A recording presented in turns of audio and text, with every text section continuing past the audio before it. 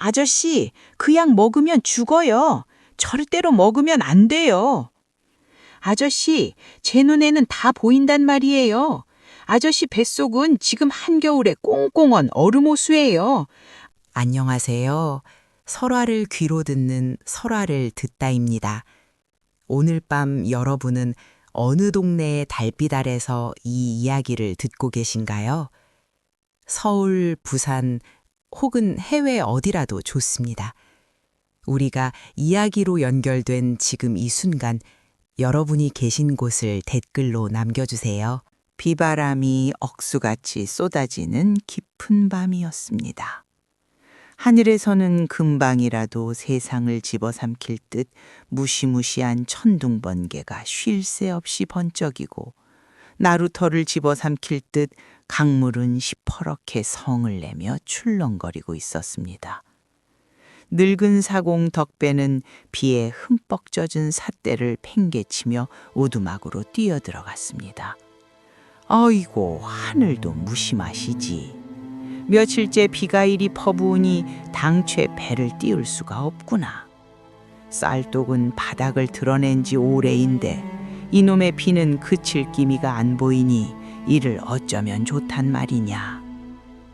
덕배는 젖은 옷을 짜낼 생각도 못한 채 차갑게 식어버린 아랫목에 주저앉아 땅이 꺼져라 한숨을 내쉬었습니다. 평생을 나루터에서 노를 저으며 살아온 늙은 사공에게 손님 끊긴 비 오는 날은 굶어 죽기 딱 좋은 날이었습니다. 배가 고파서 잠도 안 오는구나. 강물 귀신이 노하셨나? 어째 비바람 소리가 꼭 어린아이가 우는 소리처럼 들리누? 덕배는 귀를 후겨 팠습니다. 윙윙거리는 빗소리 사이로 정말이지 갓난아기의 자지러지는 울음소리가 섞여 들려오는 것 같았기 때문입니다. 덕배는 헛것을 들었나 싶어 고개를 저었지만 울음소리는 거센 바람을 타고 점점 더 또렷하게 오두막 문틈을 파고들었습니다. 이 한밤중에 웬 아이 울음소리란 말이냐. 필시 산짐승이 새끼를 잃고 우는 소리일 터인데 아니야. 저건 사람 새끼 우는 소리다. 틀림없어. 덕배는 등잔불을 켜들고 비바람이 몰아치는 밖으로 다시 뛰쳐나갔습니다. 칠흑 같은 어둠 속 어른 허리까지 자란 갈대밭 사이를 미친 듯이 헤매던 덕배의 발끝에 무언가 물컹한 것이 채였습니다. 아이고 깜짝이야. 이게 대체 무엇이냐? 옳거니 강보에 쌓인 핏덩이 아니냐? 덕배는 들고 있던 등잔을 떨어뜨릴 뻔했습니다. 진흙탕 속에 반쯤 파묻힌 낡은 강보 안에는 태어난 지 100일도 채 안 되어 보이는 갓난아기가 비를 맞으며 새파랗게 질린 채 울고 있었습니다. 어떤 짐승만도 못한 부모가 이 모진 비가람 속에 핏덩이를 버리고 갔단 말이냐. 천벌을 받을 인간들 같으니라고. 아가, 조금만 참거라. 할아비가 얼른 따뜻한 방으로 데려가 주마. 덕배는 덜덜 떠는 아이를 품에 꽉 끌어안고 오두막으로 달렸습니다. 차가운 아이의 몸뚱아리가 덕배의 가슴에 닿자 덕배의 두 눈에서도 뜨거운 눈물이 빗물과 섞여 흘러내렸습니다. 평생을 홀로 외롭게 살아온 덕배에게 하늘이 맺어준 기막힌 인연의 시작이었습니다. 네가 동쪽 갈대밭에서 왔으니 이름을 동이라 지어야겠다. 동이야. 이 못난 할아비가 굶는 한이 있어도 너만은 배불리 먹여 키워주마. 우리 둘이서 한번 잘 살아보자꾸나. 그날부터 나루터 오두막에는 늙은 사공의 흥얼거리는 자장가 소리가 끊이지 않았습니다. 동이는 덕배의 지극한 정성 덕분인지 그 모진 비바람을 맞고도 잔병치레 한 번 없이 무럭무럭 자라났습니다. 어느덧 세월이 흘러 동이가 5살이 되던 해의 봄날이었습니다. 동이는 나이답지 않게 눈망울이 크고 영특하여 덕배가 배를 띄울 때면 뱃놀이에 앉아 조잘조잘 떠들며 나루터의 마스코트 노릇을 톡톡히 했습니다. 할아버지, 영차, 영차. 노젓는 소리가 오늘따라 참 좋네요. 바람도 살랑살랑 불고 강물도 반짝반짝 빛나요. 허허, 우리 똥강아지가 기분이 좋은가 보구나. 그래, 네가 뱃머리에 앉아 있으니 하라비는 하나도 힘들지가 않다. 어기야차, 어기야 디어차. 덕배는 이마에 맺힌 땀을 닦으며 호탕하게 웃었습니다. 동이만 보면 밥을 안 먹어도 배가 부른 덕배였습니다. 그런데 그 무렵부터 동이는 나루터를 오가는 사람들을 보며 알 수 없는 소리를 하기 시작했습니다. 어느 날 창백한 얼굴을 한 선비 하나가 덕배의 배에 올라탔습니다. 선비는 한여름인데도 몸을 사시나무 떨듯 덜덜 떨며 기침을 해대고 있었습니다. 선비의 폼에는 값비싼 사기그릇에 담긴 탕약이 들려 있었습니다. 사공, 서둘러 주시오. 내 병이 깊어 한양에 있는 용한 의원에게 지어온 약을 식기 전에 먹어야 한단 말이오. 쿨럭쿨럭. 아이고, 선비님, 안색이 영 좋지 않으십니다요. 예, 서둘러 강을 건너드리리오다. 덕배가 서둘러 노를 저으려는데 뱃머리에 앉아있던 동이가 선비의 폼에 있는 탕약을 빤히 쳐다보며 입을 열었습니다. 아저씨, 그 약 먹으면 죽어요. 절대로 먹으면 안 돼요. 선비는 깜짝 놀라 동이를 쳐다보았습니다. 덕배도 기겁을 하며 동이의 입을 막으려 했습니다. 이놈 동이야, 어른한테 그게 무슨 버릇없는 소리냐. 선비님, 어린 아이가 철이 없어 한 소리이니 부디 노여움을 푸십시오요. 하지만 선비는 불쾌한 기색을 감추지 못하며 역정을 냈습니다. 이 사공놈아, 자식 교육을 어찌 시키는 것이냐. 내가 이 약을 지으려고 기와집 한 채 값을 쏟아부었다는 만병통치약인데 감히 약을 먹으면 죽는다니. 선비가 화를 내며 약사발을 입으로 가져가려 하자 동이가 벌떡 일어나 선비의 옷자락을 꽉 붙잡았습니다. 아저씨, 제 눈에는 다 보인단 말이에요. 아저씨 뱃속은 지금 한겨울에 꽁꽁언 얼음호수예요. 아무리 비싸고 좋은 약이라도 그 얼음꽃 뿌리라는 게 엄청나게 차가운 기운을 가지고 있잖아요. 안 그래도 꽁꽁언 호수에 꽝꽝언 큰 얼음 덩어리를 들이부으면 호수가 쩍쩍 갈라져서 다 깨져버릴 거예요. 무엇이라? 얼음 호수라고? 선비는 멈짓하며 약사발을 내려놓았습니다. 어린아이의 입에서 나온 소리치고는 너무나 확신에 찬 목소리였고 무엇보다 자신의 증상을 정확히 꿰뚫고 있었기 때문입니다. 사실 선비는 속에서 열이 불덩이처럼 치솟는 줄 알고 차가운 약재만 찾아 먹었는데 먹을수록 배가 차가워지고 뼈마디가 시렸던 참이었습니다. 아저씨는 열이 나는 게 아니라 뱃속에 얼음이 가득 차서 몸이 그걸 녹이려고 억지로 열을 내는 척하는 것뿐이에요. 당장 그 차가운 약을 버리세요. 그리고 집에 가시거든 아궁이에 장작을 활활 지펴서 구들장이 펄펄 끓을 정도로 뜨겁게 한 다음 그 위에 배를 깔고 3일 밤낮을 푹 지지세요. 그럼 얼음 호수가 싹 녹으면서 병이 씻은 듯이 나을 거예요. 선비는 멍하니 동이의 맑은 눈망울을 바라보았습니다. 동이의 눈에는 선비의 몸통 한가운데에 새파랗게 얼어붙은 거대한 얼음 호수가 선명하게 보였습니다. 선비는 홀린 듯이 고개를 끄덕였습니다. 내 말이 참으로 신통방통하구나. 의원들도 내 병의 원인을 몰라 갈팡질팡했는데 5살짜리 꼬마가 내 뱃속이 얼음 호수인 것을 어찌 알았단 말이냐. 그래, 믿져야 본전이니 네 말대로 한번 해보마. 선비는 과감하게 그 비싼 탕약을 강물에 쏟아버렸습니다. 덕배는 속으로 기겁을 했지만 며칠 뒤 그 선비가 혈색이 확 도는 얼굴로 고기와 쌀까만 이를 잔뜩 씻고 나루터를 다시 찾아오자 입이 떡 벌어지고 말았습니다. 사공, 아니 동이 도사님, 도사님 말씀대로 뜨거운 구들장에 배를 지졌더니 10년 묵은 체징이 데려가듯 병이 씻은 듯이 나았소이다. 내 뱃속에 얼음 호수를 녹여준 생명의 은인이시오. 그날 이후 나루터에는 신통방통한 오행사주를 보는 애기보살이 나타났다는 소문이 쫙 퍼졌습니다. 사람들은 동이에게 자신의 억울하고 답답한 사연을 털어놓기 위해 나루터로 몰려들었습니다. 어느 늦은 밤이었습니다. 손님이 다 끊긴 나루터 둔치에 웬 젊은 여인 하나가 소복을 입고 치맛자락을 부여잡은 채 엉엉 울고 있었습니다.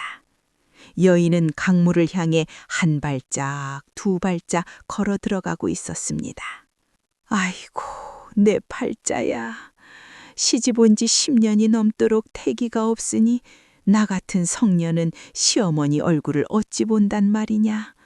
남편은 첩을 들이겠다며 나를 쫓아냈으니 차라리 이 차가운 강물에 빠져 죽는 것이 낫겠구나.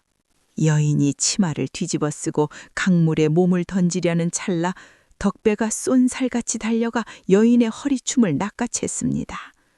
아이고, 세대, 이게 무슨 짓이요? 아무리 세상살이가 고달파도 목숨을 버리면 쓰나? 동이야, 얼른 와서 이 새댁 좀 말려보거라. 동이가 쪼르르 달려와 모래사장에 주저앉아 통곡하는 여인의 얼굴을 많이 들여다보았습니다. 여인은 눈물 콧물 범벅이 된 얼굴로 땅을 치며 소리쳤습니다. 놓으시오. 사공 할아버지, 날 그냥 죽게 내버려 두시오.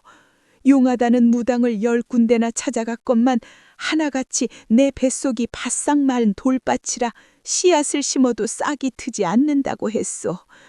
내 뱃속이 썩은 돌밭이라는데 살아서 무엇하겠소. 여인의 절규에 덕배도 코끝이 찡해졌습니다. 그때 동이가 여인의 차가운 손을 덥석 잡고 또랑또랑한 목소리로 외쳤습니다. 아줌마, 바보같이 무당말 믿고 왜 죽으려고 해요? 아줌마 뱃속은 바싹 마른 돌밭이 아니에요. 여인은 울음을 멈추고 멍하니 동이를 바라보았습니다. 그게 무슨 소리냐, 애기야? 제 눈엔 다 보여요. 아줌마 뱃속은 아주 맑고 시원한 물이 철철 넘쳐나는 예쁜 옹달샘이네요. 생명을 키우는 물기운이 가득하다고요. 옹달샘이라고? 하지만 나는 10년째 아이를 가지지 못했는데. 그건 아줌마 샘물 위에 어마어마하게 크고 무거운 시커먼 바위 덩어리가 꽉 짓누르고 있어서 그래요. 샘물 구멍을 그 큰 바위가 꽉 막고 있으니 물이 밖으로 흘러나오지 못하고 속에서 썩어 들어가고 있었던 거예요. 동이의 맑은 눈동자에는 여인의 뱃속에 흐르는 맑은 수맥과 그 수맥을 숨막히게 짓누르고 있는 거대한 바위의 기운이 생생하게 보였습니다. 바위라니? 내 뱃속을 짓누르는 바위가 대체 무엇이란 말이냐? 그 바위는 바로 아줌마 시어머니예요. 시어머니 기운이 엄청나게 억세고 차가운 무쇠바위거든요. 아줌마가 시어머니 밑에서 매일 구박받고 눈치 보느라 아줌마의 맑은 샘물이 바위에 눌려 숨을 못 쉬고 있었던 거라고요. 여인은 망치로 머리를 얻어맞은 듯 큰 충격을 받았습니다. 생각해보면 시집 온 첫날부터 시어머니는 여인의 숨통을 조이고 매사에 트집을 잡으며 모진 시집살이를 시켰습니다. 시어머니 앞에서는 숨소리조차 크게 내지 못했던 10년의 세월이 주마등처럼 스쳐 지나갔습니다. 아줌마, 살고 싶으면, 그리고 예쁜 아기를 안아보고 싶으면 당장 그 바위 밑에서 도망치세요. 시댁을 나와서 아주 멀리 해가 잘 드는 따뜻한 언덕배기에 작은 초가집이라도 짓고 남편분이랑 둘이서만 살아보세요. 바위만 치워지면 옹달샘에서 물이 콸콸 쏟아져 나와서 내년 봄에는 떡두꺼비 같은 아들을 품에 안게 될 거예요. 동이의 단호하고 똑 부러지는 말에 여인은 참았던 눈물을 다시 쏟아냈습니다. 하지만 이번에는 절망의 눈물이 아니라 꽉 막혔던 가슴이 뻥 뚫리는 희망의 눈물이었습니다. 고맙다 애기야. 참으로 고마워. 네 말이 맞다. 내 평생 그 바위덩어리 밑에서 죽은 듯이 살았구나. 이제 나도 내 숨을 쉬고 내 샘물을 터뜨려 보마. 여인은 동이에게 수없이 절을 하고는 죽으려던 마음을 고쳐먹고 당당한 발걸음으로 마을을 향해 되돌아갔습니다. 그리고 동이의 예언대로 시댁을 나와 분가한 지 딱 석 달 만에 태기가 있어 이듬해 건장한 사내아이를 낳았다는 소식이 나루터까지 들려왔습니다. 이 엄청난 기적 같은 사주풀이 사건들이 연달아 터지자 동이의 명성은 걷잡을 수 없이 퍼져나갔습니다. 매일 아침 해가 뜨기도 전부터 나루터 앞에는 동이에게 사주를 묻고 애군을 피해보려는 사람들의 줄이 끝도 없이 이어졌습니다. 동이도사님, 우리 집 소가 집을 나갔는데 어느 쪽으로 가야 찾을 수 있겠습니까요? 아자신의 소는 다리를 다쳤어요. 서쪽 산 밑에 썩은 나무가 많은 곳에 쓰러져 있으니 얼른 가보세요. 동이도사님, 우리 아들 장가를 보내려는데 저 건넌 마을 최참판댁 귀수가 어떨는지요? 할머니 아드님은 따뜻한 흙인데 그 집 귀수는 흙을 푹푹 파헤치는 날카로운 호미 기운이에요. 둘이 만나면 흙이 다 파헤쳐져서 아드님이 병이 날 테니 절대 안 돼요. 동이는 사람들의 모습을 쓱 훑어보기만 해도 그들의 운명이 품은 오행의 기운을 자연의 형상으로 읽어내어 속 시원한 해답을 척척 내놓았습니다. 가난하고 억울한 백성들에게 동이는 하늘이 내려준 작은 구원자이자 희망이었습니다. 하지만 빛이 강하면 그림자도 짙어지는 법입니다. 동이의 신통한 소문이 고을 전체를 휘두른 무렵 나루터 주변으로 심상치 않은 먹구름이 몰려오기 시작했습니다. 그날도 수많은 사람들이 나루터에 북적거리고 있을 때였습니다. 갑자기 요란한 징소리와 함께 사람들이 양옆으로 홍에 갈라지듯 귀를 비켰습니다. 번쩍이는 비단도포를 입고 한 손에는 팔괘가 흐려진 부채를 든 눈빛이 매서운 사내가 호위 무사들을 대동하고 거만하게 걸어 들어왔습니다. 그는 고을 사람들의 피 같은 재물을 뜯어내기로 악명이 높은 사기꾼 허도사였습니다. 허도사는 나루터 평상에 앉아 사람들에게 맑은 웃음을 짓고 있는 작은 아이를 향해 독사 같은 눈을 번뜩이며 다가왔습니다. 허도사의 입가에 비릿한 미소가 번졌고 덕배는 본능적으로 동이를 등 뒤로 숨기며 마른 침을 꿀꺽 삼켰습니다. 평화롭던 나루터에 피바람을 몰고 올 거대한 악연의 그림자가 짙게 드리워지고 있었습니다. 허도사는 번쩍이는 비단도 pot자랑을 벌럭이며 덕배의 낡은 오두막 앞마당을 짐승처럼 짓밟고 들어섰습니다. 그의 뒤를 따르는 험상궂은 호위무사들은 당장이라도 칼을 뽑아들 듯 살기를 뿜어내고 있었습니다. 나루터에 모여있던 사람들은 킥업을 하며 뒷걸음질을 쳤고 평화롭던 강가에는 일순간 숨막히는 정적이 감돌았습니다. 니놈이 이 나루터에서 요망한 입을 놀려 백성들을 홀린다는 그 늙은 사공놈이냐? 그리고 네 등 뒤에 숨은 저 조그만 핏덩이가 그 귀신 들린 애꾸는 보살이고? 허도사의 목소리는 기름을 잔뜩 바른 뱀처럼 미끌거렸지만 그 안에는 사람의 뼛속까지 얼어붙게 만드는 서늘한 도끼가 서려 있었습니다. 덕배는 덜덜 떨리는 손으로 동이의 작은 어깨를 감싸 안으며 앞으로 나섰습니다. 평생을 남에게 굽실거리며 살아온 비천한 사공이었지만 하나뿐인 손자를 지켜야 한다는 생각에 바싹 마른 입술을 칠끈 깨물었습니다. 아닙니다요, 도사어른. 우리 동이는 그저 눈썰미가 좋아서 지나가는 말로 몇 마디 거둔 것뿐이지 절대 귀신이 들리거나 요망한 짓을 한 적이 없습니다요. 부디 노여움을 푸시고 이 늙은이의 목숨 같은 손자를 용서해 주십시오. 덕배는 그대로 흙바닥에 엎드려 이마가 깨져라 절을 올렸습니다. 거친 모래알이 덕배의 주름진 이마를 파고들어 붉은 피가 맺혔지만 덕배는 아랑곳하지 않고 싹싹 빌었습니다. 그의 저로운 모습에 구경하던 마을 사람들도 눈시울을 붉혔지만 허도사의 눈빛은 더욱 교만하게 빛날 뿐이었습니다. 닥쳐라 이 천한 거사! 내가 명색이 하늘의 뜻을 읽고 땅의 기운을 다스리는 천하 제일의 지관이거늘 어디 근본도 없는 버려진 고아놈이 함부로 남의 사주를 들먹이며 내 구역에서 행세를 한단 말이냐? 당장 저 어린 놈의 주둥이를 찢어 강물에 던져버리기 전에 내 눈앞에서 끌고 와 무릎을 꿇려라. 허도사의 호통에 호위무사들이 우락부락한 손을 뻗어 덕배를 밀쳐내려던 찰나였습니다. 덕배의 등 뒤에서 오들오들 떨고 있던 동이가 불쑥 고개를 내밀더니 허도사를 향해 작은 손가락을 꼿꼿하게 가리켰습니다. 할아버지, 울지 마세요. 절하지 마세요.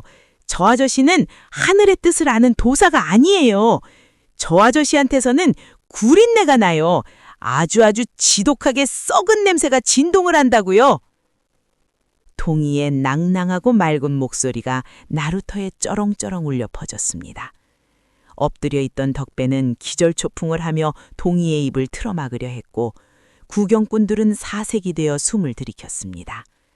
하늘을 찌르는 권세를 가진 허도사에게 썩은 냄새가 난다니 이는 목숨을 내놓고 할 소리였기 때문입니다.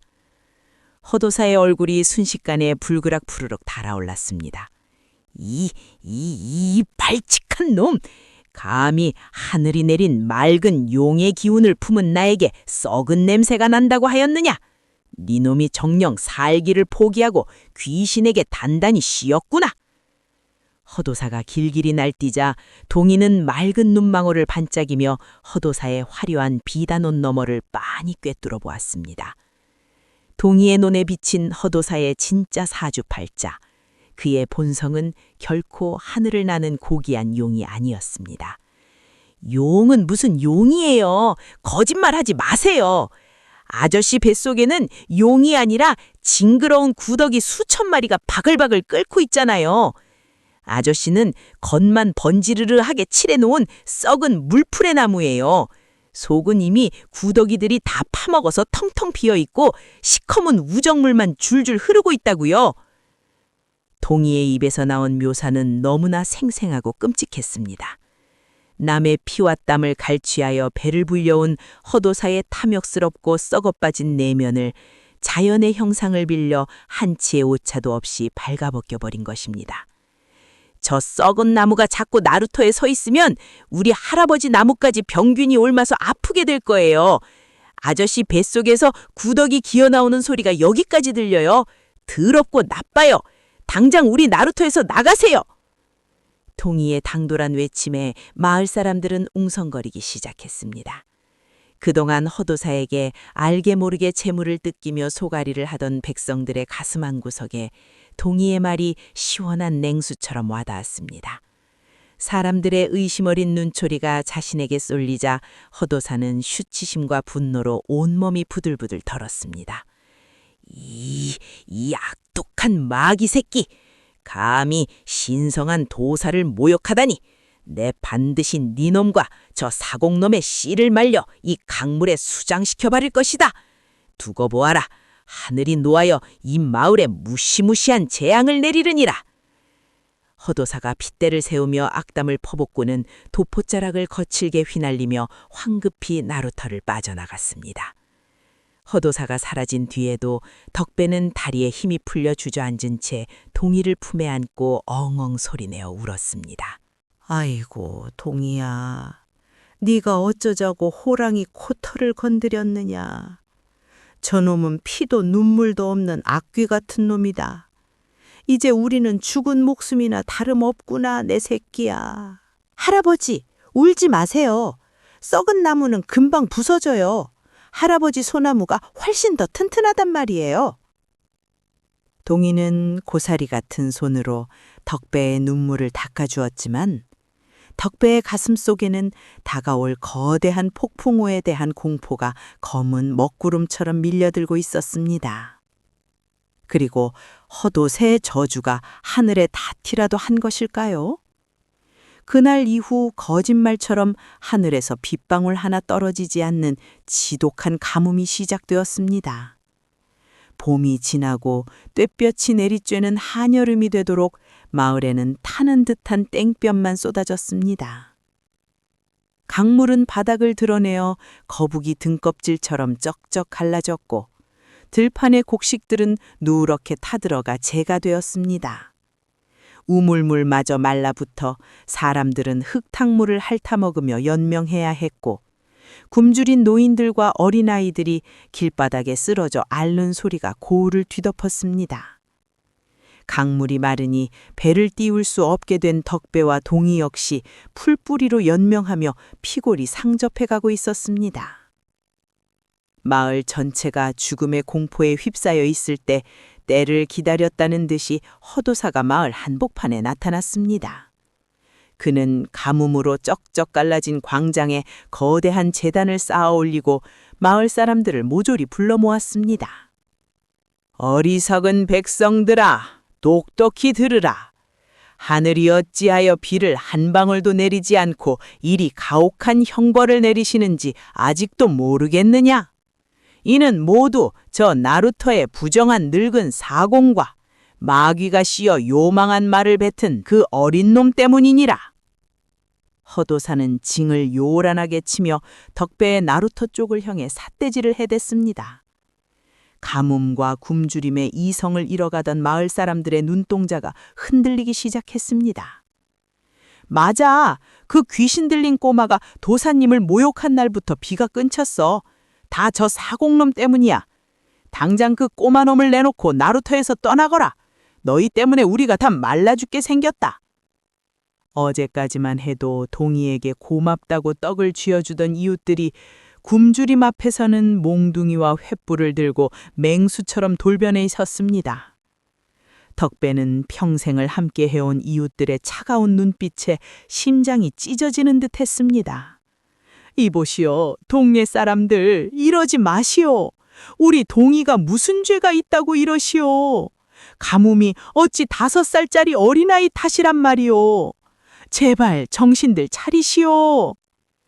덕배가 피를 토하듯 울부짖었지만 허도사가 미리 매수해둔 왈배들이 백성들을 선동하며 덕배의 오두막과 배를 향해 돌진했습니다. 저 부정한 배부터 박살을 내어라. 강의 신의 노여움을 풀어야 한다. 우락부락한 왈배들이 무거운 도끼와 쇠망치를 들고 덕배의 본신과도 같은 나루터 나룻배를 사정없이 내리찢기 시작했습니다. 꽈직, 우지직껑, 나무 판자가 부서지는 참담한 소리가 밤하늘을 갈랐습니다. 안 돼, 내 배. 이놈들아, 그 배는 우리 손자 밥줄이다. 나를 죽이고 배는 내버려 두어라. 덕배는 미친 사람처럼 달려들어 왈패들의 다리 몽둥이를 붙잡고 늘어졌습니다. 평생을 비바람 맞으며 닦고 조인 배였습니다. 그 배로 손님을 실어 날라 동희의 입에 축 한 숟갈이라도 떠먹일 수 있었습니다. 배가 부서지는 것은 곧 동희의 생명줄이 끊어지는 것과 같았습니다. 이 늙은이가 미쳤나? 어디서 질척거려? 당장 떨어지지 못해? 왈패 두목이 굵은 발길질로 덕배의 가슴팍을 무자비하게 걷어찼습니다. 퍽 하는 둔탁한 소리와 함께 덕배의 늙은 몸이 허공을 날아 모래밭에 내동댕이 쳐졌습니다. 덕배의 입에서 시뻘건 피가 왈칵 쏟아졌습니다. 할아버지, 할아버지, 때리지 마세요. 우리 할아버지 때리지 마요. 어두막에 숨어있던 동희가 맨발로 뛰쳐나와 덕배의 피투성이가 된 몸 위로 엎드렸습니다. 동희의 작은 어깨가 파르르 떨리며 짐승처럼 서글픈 통곡 소리를 냈습니다. 하지만 왈패들은 멈추지 않았습니다. 그들은 쓰러진 덕배와 동희를 둘러싸고 몽둥이를 높이 쳐들었습니다. 저 요망한 마귀 새끼도 오늘 숨통을 끊어마야 도사님께서 기뻐하실 거다. 아주 뼈도 못 추리게 밟아버려라. 무자비한 매질이 비오듯 쏟아지려는 찰나 몽둥이보다 더 잔인하고 소름 끼치는 목소리가 어둠 속에서 울려 퍼졌습니다. 잠깐, 그 귀한 재물을 함부로 상하게 해서는 안 되지. 비단옷을 나풀거리며 허도사가 여유로운 걸음으로 다가왔습니다. 그의 입가에는 잔인한 조소가 승리자의 전리품처럼 걸려 있었습니다. 허도사는 피를 흘리며 쓰러진 덕배의 머리채를 잔인하게 움켜쥐고 들어 올렸습니다. 어떠냐, 천한 사공놈아. 하늘의 뜻을 거스른 대가가 얼마나 처참한지 이제 똑똑히 알겠느냐? 네 놈의 그 썩어빠진 배는 부서졌고 이 나루터는 이제 내 재단이 될 것이다. 이 악마 같은 놈 천벌을 받을 것이다. 우리 동이만은 제발 동이만은 살려다오. 덕배는 숨이 끊어질 듯한 고통 속에서도 동이를 살려달라며 애원했습니다. 하지만 허도사는 덕배의 얼굴에 차가운 침을 뱉으며 마을 사람들을 향해 무시무시한 선고를 내렸습니다. 백성들아, 똑똑히 들어라. 부서진 배 조각으로는 강의 신의 화를 달랠 수 없다. 비를 부르고 가뭄을 끝내려면 반드시 살아있는 피와 살을 바쳐야만 한다. 내일 해가 지기 전까지 저 요망한 마귀 새끼를 산채로 꽁꽁 묶어 깊은 강물 한가운데 제물로 던져 넣어라. 저놈의 목숨을 바쳐야만 하늘에서 단비가 내릴 것이니라. 매정하게도 해는 저물어 사방은 칠흑 같은 어둠에 휩싸였고 왈패들에게 흠신 두들겨 맞은 덕배와 동이는 나루터 구석에 있는 비좁고 축축한 어망창고에 내동댕이 쳐졌습니다. 밖에는 도망치지 못하도록 마을 장정들이 횃불을 들고 겹겹이 보초를 서고 있었습니다. 창고 안은 퀴퀴한 곰팡이 내와 썩은 생선 냄새가 진동을 했습니다. 덕배는 갈비뼈가 부러진 듯 숨을 쉴 때마다 가슴에서 쇳소리가 났지만 자심의 아픔은 안중에도 없었습니다. 오직 피투성이가 된 채 낡은 가마니 위에 쓰러져 있는 동이를 끌어안고 짐승처럼 울부짖을 뿐이었습니다. 아이고, 내 새끼야. 이 불쌍한 내 새끼야. 할아비가 천하의 몹실 등신이구나. 늙고 병든 몸뚱이라 힘도 없고 빽도 없어서 짐승만도 못한 놈들이 내 강아지를 쥐밟는데도 막아주지를 못했어. 내가 죽일 놈이다. 내가 죽어 마땅한 놈이야. 덕배는 거칠고 투박한 손으로 자신의 가슴을 퍽퍽 내리치며 통곡했습니다. 바싹 말라 갈라진 입술 사이로 뜨거운 피눈물이 쉴 새 없이 흘러내려 동이의 작은 얼굴을 적셨습니다. 비바람 몰아치던 밤에 탯줄도 안 떨어진 핏덩이를 주워다가 젖동량을 해가며 어찌 키운 내 새끼인데 내일 해가 지면 저 시퍼런 강물이 너를 산채로 던져야 한다니 하늘도 무심하시지. 차라리 내 목숨을 거두어 가시고 우리 동이는 살려주십시오. 제발 우리 불쌍한 동이만은 살려주십시오. 덕배의 애끓는 통곡 소리가 낡은 창고의 문틈을 타고 밤공기를 갈랐습니다. 밖에서 보초를 서던 마을 사람들도 덕배의 절규를 들으며 고개를 푹 숙인 채 무거운 한숨만 푹푹 내쉬었습니다. 그들 역시 동이가 신통한 능력을 가진 착한 아이라는 것을 알고 있었지만 지독한 가뭄과 굶주림 그리고 허도사의 교묘한 협박 앞에 인간의 도리를 쳐버리고 만 것이었습니다.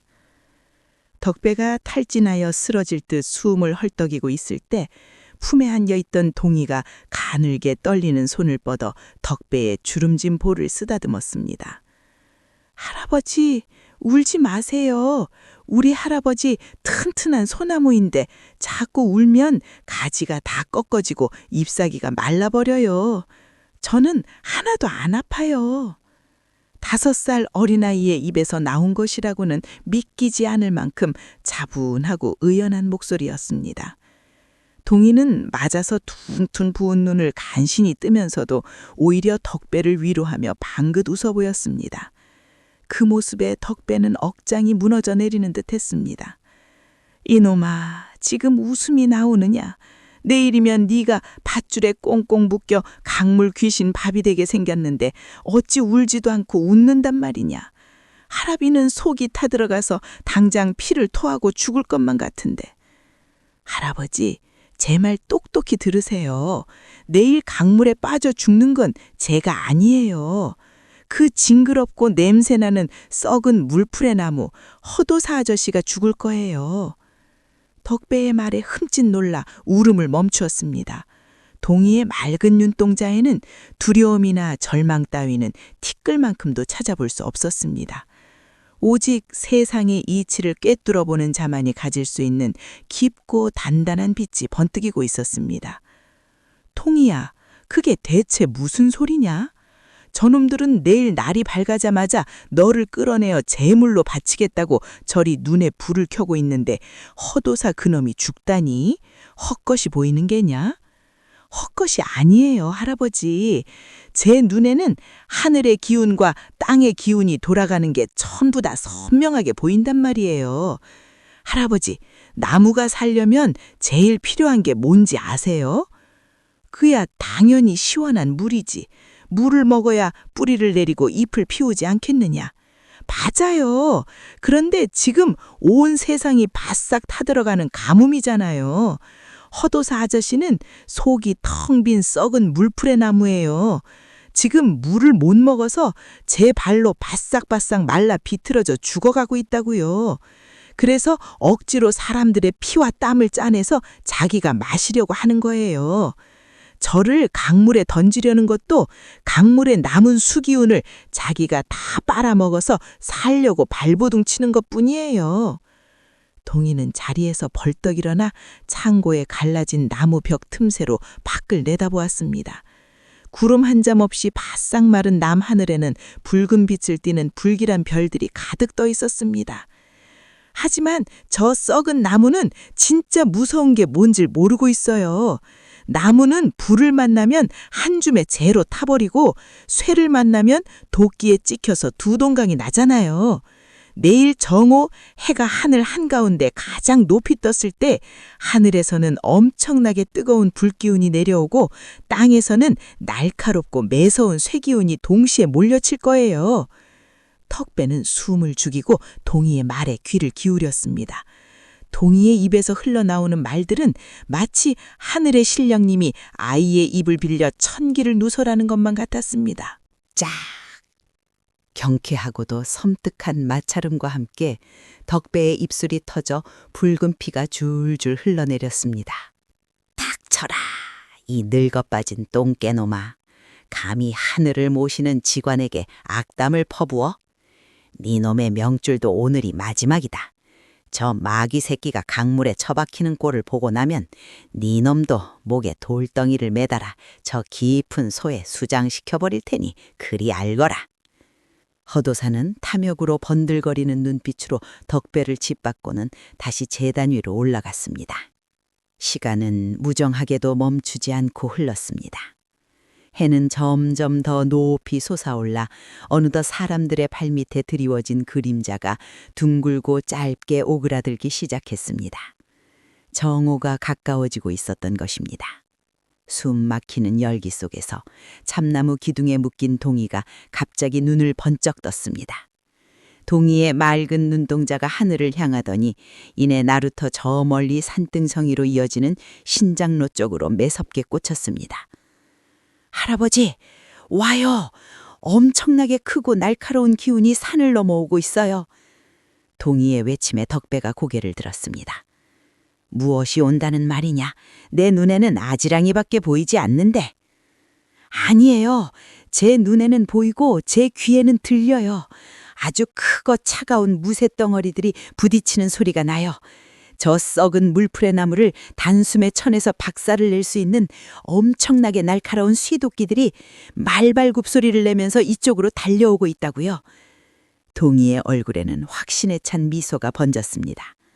동희의 천재적인 사주풀이 능력은 단순한 개인의 운명을 넘어 이 땅에 흐르는 거대한 자연의 이치, 즉 금극목의 기운이 나루터를 향해 맹렬하게 돌진하고 있음을 감지한 것입니다. 그리고 하늘을 보세요. 해가 드디어 하늘 한가운데 가장 높은 곳에 올라갔어요. 정오예요. 이제 불기운이 터져나올 시간이에요. 동희의 말이 끝나기가 무섭게 제단 위에서 칼춤을 추던 허도사가 돌연 꽹가리 소리를 멈추었습니다. 그는 수음을 헐떡이며 하늘을 올려다보더니 징그러운 미소를 지으며 손에 든 칼을 높이 치켜들었습니다. 때가 되었다. 해가 중천에 떠올라 양기가 가장 강해진 시간이다. 저 요망한 마귀 새끼의 몸속에 퍼진 뱀독도 이제 완전히 다 들어갔을 것이다. 허도사의 목소리가 광기 어리게 울려 퍼졌습니다. 여봐라, 당장 저 기둥에 밧줄을 풀고 저 핏덩이를 끌고 와라. 이 재단에서 가장 깊고 시퍼런 강물 한가운데로 던져 넣어 강의 신에 타는 목마름을 달래주어라. 허도사의 악마 같은 명령이 떨어지자 덩치 큰 왈패 2명이 흉악한 표정을 지으며 동이가 묶여있는 기둥 쪽으로 성큼성큼 다가오기 시작했습니다. 안 돼, 이놈들아. 다가오지 마라. 내 새끼 털끝 하나 건드리지 마라. 차라리 나를 죽여라. 이 천하의 악기놈들아. 덕배는 밧줄이 손목을 파고들어 피가 철철 흐르는 것도 모른 채 짐승처럼 울부짖으며 몸부림을 쳤습니다. 왈패들의 거친 손이 동이의 작은 어깨를 움켜쥐려는 그 절체절명의 찰나. 바싹 말라 비틀어졌던 동이의 입술 사이로 아주 작고 서늘한 웃음이 새어나왔습니다. 동이가 고개를 들어 하늘을 쳐다본 그 바로 순간이었습니다. 구름 한 점 없이 벌겋게 타오르던 뙤약볕 한가운데로 어디서 날아왔는지 모를 시커멓고 거대한 먹구름 한 점이 번개처럼 빠른 속도로 태양을 가리며 나루텅이로 낮게 깔리기 시작했습니다. 할아버지, 이제 눈을 크게 뜨고 잘 보세요. 썩은 나무가 벼락을 맞고 재가 되는 꼴을요. 동이의 차분한 목소리가 허공에 흩어지는 순간 먹구름 속에서 천지를 뒤흔드는 무시무시한 파열음이 울려 퍼질 준비를 마친 것입니다. 칠성아비, 어찌할 텐가. 저 애기보살 말이 틀린 적이 없지 않은가. 만약 저 아이를 죽였다가 내 마누라와 뱃속의 핏덩이가 잘못되기라도 하면 나도 무섭네. 허도사도 무섭지만 저 아이의 눈은 진짜 하늘이 내려주신 눈 같단 말일세. 동이는 문틈 사이로 장정들의 흔들리는 마음을 정확히 읽어냈습니다. 아저씨들, 제가 시키는 대로만 하면 새싹도 살고 찰흙도 부서지지 않아요. 내일 아침에 허도사 아저씨가 오거든 제가 어젯밤에 뱀한테 물려서 독이 퍼져 죽어가고 있다고 거짓말을 하세요. 재물은 피가 깨끗해야 하는데 뱀독이 퍼진 아이를 바치면 강의 신이 더 화를 내서 벼락을 내릴 거라고 말이에요. 그렇게 정오까지만, 해가 하늘 한가운데 뜰 때까지만 시간을 벌어주세요. 제발요. 창고 밖은 한참 동안 쥐 죽은 듯 고요했습니다. 장정들이 숨을 죽이고 고민하는 소리만 빗방울 떨어지듯 초조하게 흘러갔습니다. 덕배는 두 손을 모아 쥐고 하늘에 빌고 또 빌었습니다. 제발 저 사람들의 마음에 한 줌의 잡이라도 남아있기를 간절히 기도했습니다. 길고 긴 침묵 끝에 문 밖에서 칠성아비의 떨리는 목소리가 들려왔습니다. 알았네, 애기 보살. 우리가 내일 아침 도사님께 어찌어찌 둘러대어 정오까지는 제단을 열지 못하게 막아보겠네. 허나 정오가 지나서도 하늘에서 불벼락에 떨어지지 않는다면 그때는 우리도 더 이상 손을 쓸 수가 없네. 우리 목숨도 내놓아야 할 판이니. 고마워요, 아저씨. 걱정 마세요. 내일 정오가 되면 하늘이 저 썩은 나무를 어떻게 박살내는지 아저씨들도 두 눈으로 똑똑히 보게 될 거예요. 동희의 입가에 마침내 안도의 미소가 번졌습니다. 덕배는 그제야 다리에 힘이 풀려 털썩 주저앉으며 동희를 품에 와락 끌어안았습니다. 동희야, 우리 강아지, 하늘이 도우셨구나. 그래, 정오까지만 버텨보자. 할아비가 내 방패가 되어 정오가 될 때까지 천하 없는 놈이 와도 막아주마. 시간은 흘러 야속하게도 잔인한 아침 해가 밝았습니다.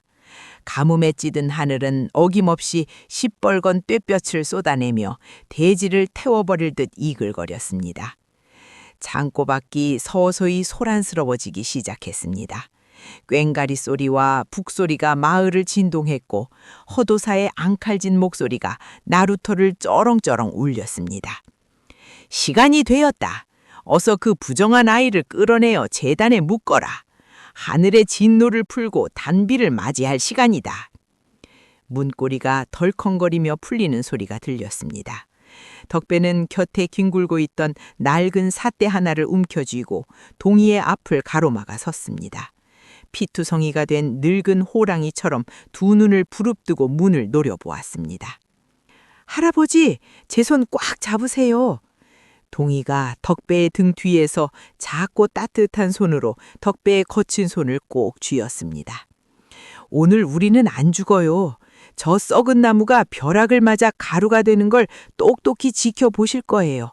당당하게 나가요, 할아버지. 동희의 당찬 목소리에 덕배는 꽉 쥐고 있던 삿대를 내려놓았습니다.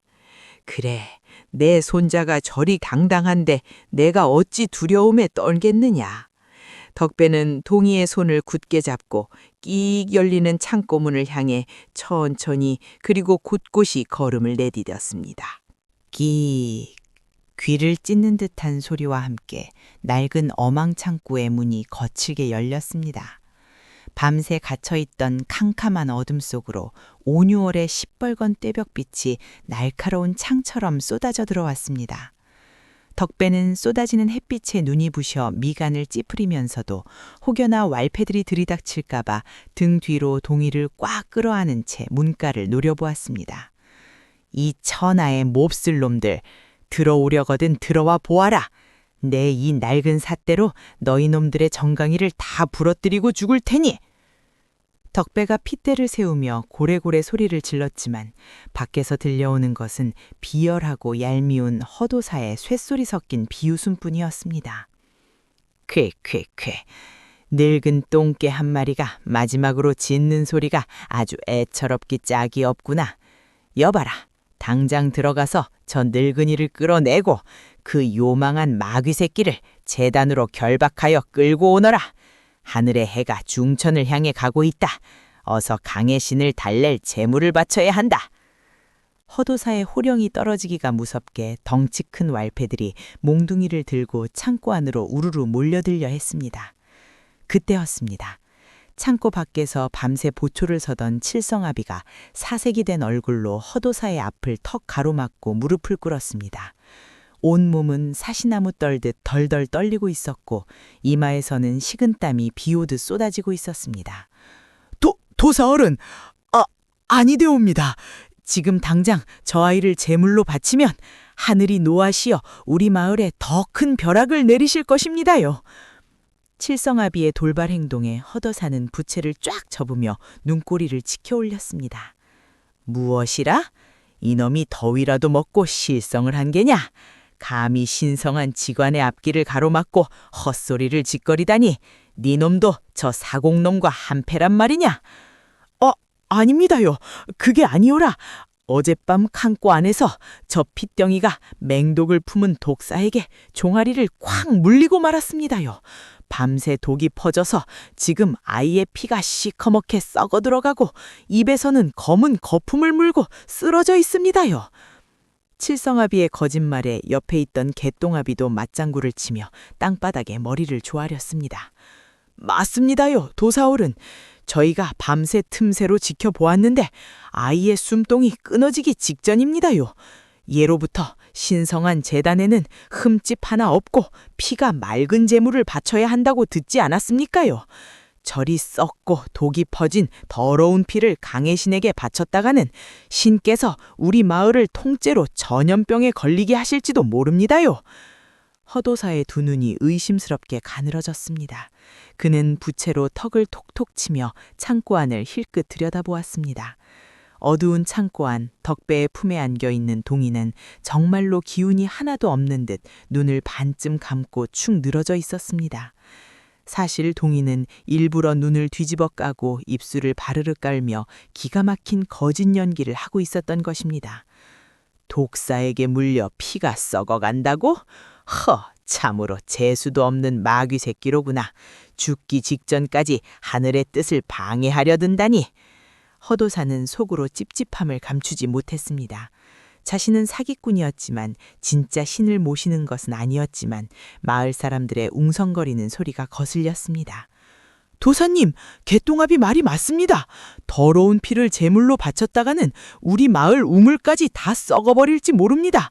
제발 독이 빠질 때까지만 굿을 먼저 해주십시오.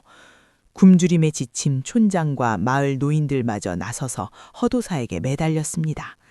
허도사는 마지못해 고개를 끄덕이며 거드름을 피웠습니다. 너희 무지렁이 백성들의 걱정도 일리가 아주 없지는 않구나. 내 이 부정한 마귀 새끼의 몸에서 뱀독을 빼내고 더러운 피를 맑게 정화하는 큰 굿을 먼저 버려야겠다. 여봐라, 저 아이를 끌어내어 말라붙은 강바닥 재단 기둥에 꽁꽁 묶어라. 저 사공놈도 옆에 묶어서 자기 손자가 죽어가는 꼴을 똑똑히 보게 만들어라. 허도사의 명령에 왈패들이 달려들어 덕배와 동이를 거칠게 끌어냈습니다. 이놈들, 이거 놓아라. 우리 동이는 죄가 없다. 나를 묶어라, 이놈들아. 덕배가 팔보둥을 쳤지만 건장한 왈패들의 힘을 당해낼 수는 없었습니다. 가뭄으로 바닥을 훤히 드러낸 나루터 한가운데에는 허도사가 마을 사람들의 피 같은 돈을 짜내어 만든 으리으리한 제단이 세워져 있었습니다. 동이는 제단 한가운데 세워진 굵은 참나무 기둥에 굵은 밧줄로 칭칭 감겨 묶였습니다. 덕배 역시 그 옆에 있는 작은 말뚝에 손발이 묶인 채 주저앉혀졌습니다. 하늘에서는 구름 한 점 없이 자결하는 태양이 온유월의 불볕 더위를 사정없이 쏟아붓고 있었습니다. 숨을 들이마실 때마다 목구멍으로 뜨거운 모래바람이 훅훅 밀려들어와 숨통을 콱콱 막히게 했습니다. 동이야, 우리 불쌍한 똥강아지. 이리 땡볕에 묶여서 어찌 버틴단 말이냐. 할아비가 대신 묶여야 하는데 이 할아비가 천하의 죄인이다. 덕배는 밧줄에 쓸려 피가 나는 손목은 신경 쓰지도 않은 채 뜨거운 햇볕에 발갛게 익어가는 동이의 얼굴을 보며 하염없이 눈물을 흘렸습니다. 칠흑 같은 밤에 갈대밭에서 너를 처음 안아들었을 때 네 몸뚱이가 내 팔뚝만도 못했지. 첫동냥을 하러 이 집 저 집 문을 두드릴 때마다 넌 배가 고픈데도 칭얼대지 않고 나를 보며 방긋방긋 웃어주었어. 내 평생 남의 집 머슴살이에 사공 노릇을 하며 허리가 휘도록 일만 했는데 네가 나에게 와준 그 5년이 내 인생에서 처음 맛보는 진짜 봄날이었고 꽃구경이었다. 덕배의 눈물 젖은 목소리가 바싹 마른 강바닥을 맴돌았습니다. 가난한 할아비 만나서 고기 반찬 한번 배불리 못 먹이고 늘 멀건 좁쌀죽만 먹였는데도 너는 반찬 투정 한 번을 안 하더구나. 어찌 이리 착하고 고운 내 새끼를 저 시퍼럭님들이 죽이려 든단 말이냐. 천지신명님, 제발 굽어 살펴주십시오. 저 어인 것이 무슨 죄가 있단 말입니까? 정녕 하늘이 계시다면 저 악귀 같은 허도사놈에게 날벼락을 내려주십시오. 덕배가 하늘을 우러러보며 피를 토하듯 원통함을 쏟아내자 곁에 묶여있던 동이가 고개를 돌려 덕배를 바라보았습니다. 동이의 이마에도 땀방울이 송글송글 맺혀 있었지만 동희의 눈동자는 조금도 흔들림 없이 맑고 단단했습니다. 할아버지, 제발 울지 마세요. 제가 아까 창고에서 말씀드렸잖아요. 오늘 죽는 건 제가 아니라 저 썩은 나무라고요. 칠성 아저씨가 거짓말을 잘해준 덕분에 하늘에서 벼락이 칠 시간까지 딱 맞춰서 버틸 수 있게 되었어요. 동희는 밧줄에 묶인 채로 고개를 끄덕이며 제단 위에서 미친 듯이 칼춤을 추고 있는 허도사를 덕짓으로 가리켰습니다. 저기 좀 보세요. 저 아저씨 지금 자기가 살려고 발버둥 치는 꼴이 참 우습지 않아요? 겉으로는 화려한 비단 옷을 입고 방울을 흔들고 있지만 제 눈에는 저 아저씨의 진짜 모습이 너무너무 끔찍하게 잘 보여요. 동희의 시선이 허도사의 몸을 꿰뚫고 그의 본질인 오행의 기운을 생생하게 읽어내기 시작했습니다. 저 아저씨는 속이 완전히 시커멓게 썩어 문드러진 늙은 물풀의 나무예요. 그런데 지금 뙤벼락이 너무 뜨거우니까 나무 껍질이 쩍쩍 갈라지면서 그 틈 사이로 시커먼 진물이 줄줄 흘러내리고 있어요. 아저씨 이마에서 흐르는 저 땀이 제 눈에는 나무에서 흐르는 썩은 구정물로 보인다고요. 동희의 말대로 제단 위에서 칼을 휘두르던 허두사의 얼굴은 흥분과 더위로 붉게 달아올라 있었고 돼지 비계 같은 땀이 비오듯 쏟아져 내리고 있었습니다. 그리고 썩은 나무 속에 파먹고 살던 구더기 수천 마리가 이제 너무 뜨거우니까 살겠다고 나무 바깥으로 꼬물꼬물 기어나오고 있어요. 저 아저씨가 지금 소리를 지르고 칼을 흔드는 건 하늘에 비를 비는 게 아니라 자기 속을 파먹는 벌레들 때문에 미칠 것 같아서 발광을 하는 거예요. 동희야, 네 눈에는 참으로 기이한 것이 다 보이는구나. 허나 저놈이 썩은 나무든 무엇든 간에 당장 저 칼이 네 목을 겨누고 있지 않느냐. 시간이 자꾸만 흘렀는데 하늘에서는 피 한 방울 떨어질 기미가 없으니 이를 어쩌면 좋단 말이냐. 덕배는 타는 듯한 태양을 원망스럽게 우러러보았습니다. 아침나절에 시작된 허도사의 굿반은 끝날 줄을 몰랐습니다. 허도사는 꽹과리를 미친 듯이 두들기며 마을 사람들을 향해 소리쳤습니다. 아직 부족하다. 강의 신께서 아직도 노여움을 풀지 않으셨다. 너희들의 정성이 부족한 탓이다.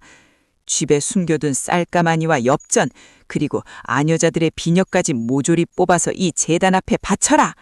재물이 산더미처럼 쌓여야 저 요망한 마귀 새끼의 피를 씻어낼 수 있느니라. 그 말에 왈패들이 마을 사람들의 품을 강제로 뒤져 얼마 남지 않은 쌈짓돈과 옥비녀까지 모조리 빼앗아 제단 위에 던졌습니다. 사람들의 통곡 소리가 굿반의 북소리에 묻혀 강바닥을 맴돌았습니다. 이 천하의 날강도 같은 노나, 가뭄을 핑계로 백성들의 고혈을 다 빨아먹고도 무사할 줄 아느냐. 천벌을 받을 것이다. 네 놈의 몸뚱이가 갈갈이 찢어질 것이다. 덕배가 이를 갈며 저주를 퍼붓자 허도사가 제단 아래로 뛰어내려와 덕배의 뺨을 거칠게 후려쳤습니다. 짝! 경쾌하고도 섬뜩한 마찰음과 함께 덕배의 입술이 터져 붉은 피가 줄줄 흘러내렸습니다. 닥쳐라! 이 늙어빠진 똥개놈아. 감히 하늘을 모시는 직관에게 악담을 퍼부어? 네 놈의 명줄도 오늘이 마지막이다. 저 마귀 새끼가 강물에 처박히는 꼴을 보고 나면 네 놈도 목에 돌덩이를 매달아 저 깊은 소에 수장시켜버릴 테니 그리 알거라. 허도사는 탐욕으로 번들거리는 눈빛으로 덕배를 짓밟고는 다시 제단 위로 올라갔습니다. 시간은 무정하게도 멈추지 않고 흘렀습니다. 해는 점점 더 높이 솟아올라 어느덧 사람들의 발밑에 드리워진 그림자가 둥글고 짧게 오그라들기 시작했습니다. 정오가 가까워지고 있었던 것입니다. 숨 막히는 열기 속에서 참나무 기둥에 묶인 동이가 갑자기 눈을 번쩍 떴습니다. 동이의 맑은 눈동자가 하늘을 향하더니 이내 나루터 저 멀리 산등성이로 이어지는 신장로 쪽으로 매섭게 꽂혔습니다. 할아버지, 와요! 엄청나게 크고 날카로운 기운이 산을 넘어오고 있어요. 동이의 외침에 덕배가 고개를 들었습니다. 무엇이 온다는 말이냐? 내 눈에는 아지랑이밖에 보이지 않는데. 아니에요. 제 눈에는 보이고 제 귀에는 들려요. 아주 크고 차가운 무쇠덩어리들이 부딪히는 소리가 나요. 저 썩은 물풀의 나무를 단숨에 쳐내서 박살을 낼 수 있는 엄청나게 날카로운 쇠도끼들이 말발굽 소리를 내면서 이쪽으로 달려오고 있다고요. 동희의 얼굴에는 확신에 찬 미소가 번졌습니다. 동희의 천재적인 사주풀이 능력은 단순한 개인의 운명을 넘어 이 땅에 흐르는 거대한 자연의 이치, 즉 금극목의 기운이 나루터를 향해 맹렬하게 돌진하고 있음을 감지한 것입니다. 그리고 하늘을 보세요. 해가 드디어 하늘 한가운데 가장 높은 곳에 올라갔어요. 정오예요. 이제 불기운이 터져 나올 시간이에요. 동희의 말이 끝나기가 무섭게 제단 위에서 칼춤을 추던 허도사가 돌연 꽹가리 소리를 멈추었습니다. 그는 수음을 헐떡이며 하늘을 올려다보더니 징그러운 미소를 지으며 손에 든 칼을 높이 치켜들었습니다. 때가 되었다. 해가 중천에 떠올라 양기가 가장 강해진 시간이다.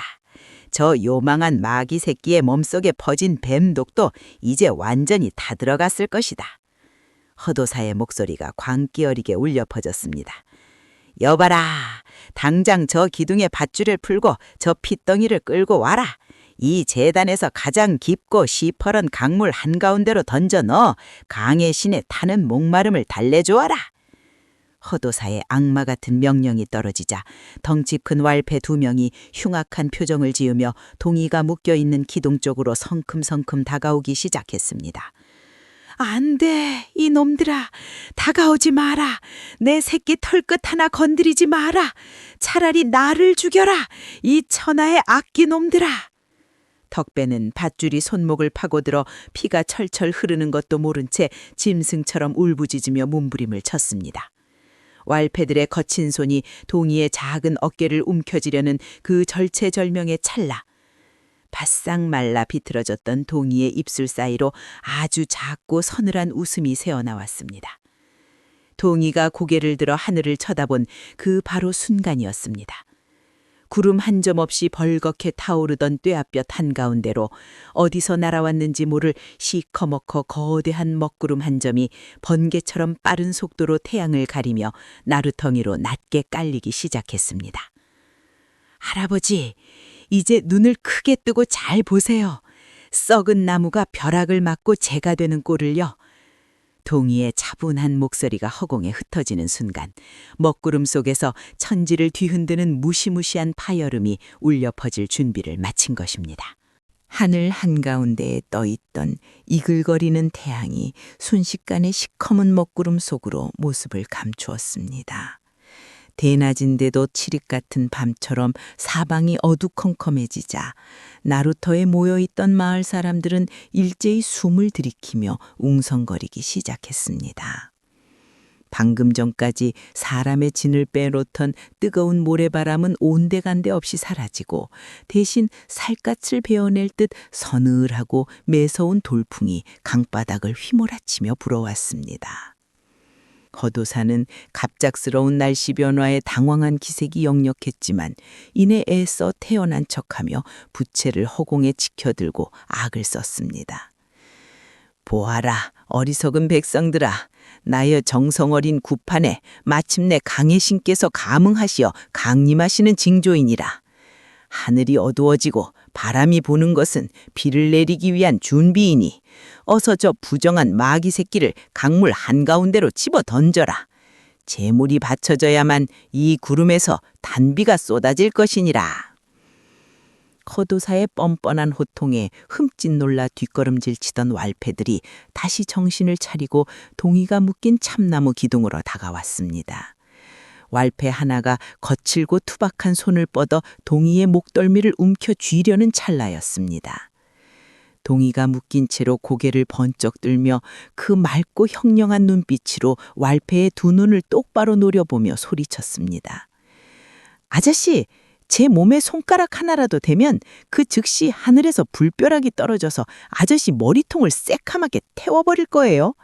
제 눈에는 아저씨 머리 위로 시뻘건 불기운이 내려오고 있는 게 다 보인단 말이에요. 목숨이 아깝거든 당장 3발짝 뒤로 물러서세요. 5살짜리 어린아이의 입에서 나온 소리라고는 믿기지 않을 만큼 서슬퍼런 경고였습니다.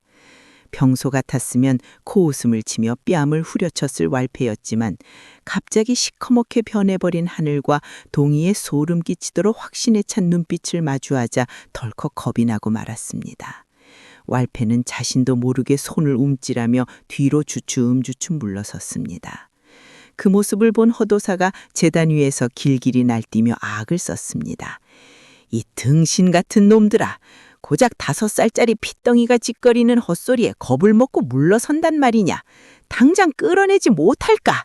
내가 돈을 얼마나 주었는데 밥값도 못하는 버러지 같은 놈들.